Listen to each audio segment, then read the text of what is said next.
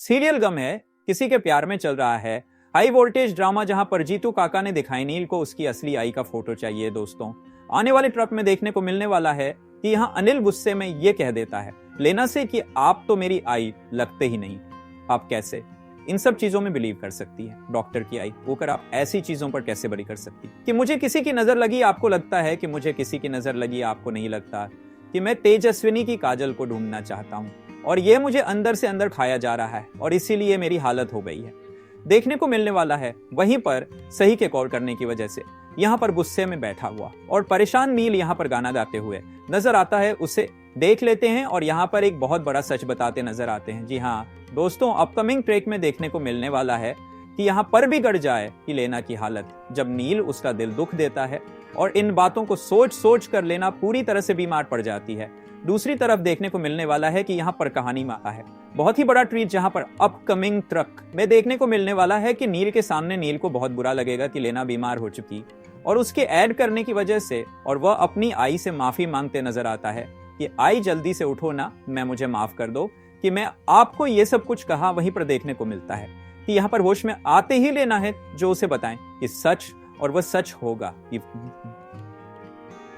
सच में उसकी आई नहीं, उसने तो सच्ची कहा ना। इतने सालों से उसने ये सच छुपा कर रखा है कि उसकी आई कोई और है, जिसके बाद कहानी में आता है बहुत बड़ा। तो जी हाँ दोस्तों, आने वाला ट्रैक में देखने को मिलेगा कि यहाँ पर नील को लगेगा कि लेना शायद बेहोशी में और उसकी दूर दिखाने की वजह से ये सब कुछ कह रही है, लेकिन लेना रहती है कि नहीं यही सच है कि मैं तुम्हारी आई नहीं हूं, तो मुझे एक अनाथ आश्रम के बाहर मिले थे, जिसके बाद उड़ जाते हैं होश नील के। जी हाँ दोस्त, आने वाले ट्रैक में देखने को मिलेगा कि नील के होश उड़ जाते हैं जब सच्चाई उसे ही पता चलती है। और यहाँ पर जो है उसके गले में एक लॉकेट था और उसी में उसकी आई बाबा की फोटो थी और वह कोई और नहीं, वह है भाग्यश्री, जिसकी फोटो उसकी लॉकेट में थी।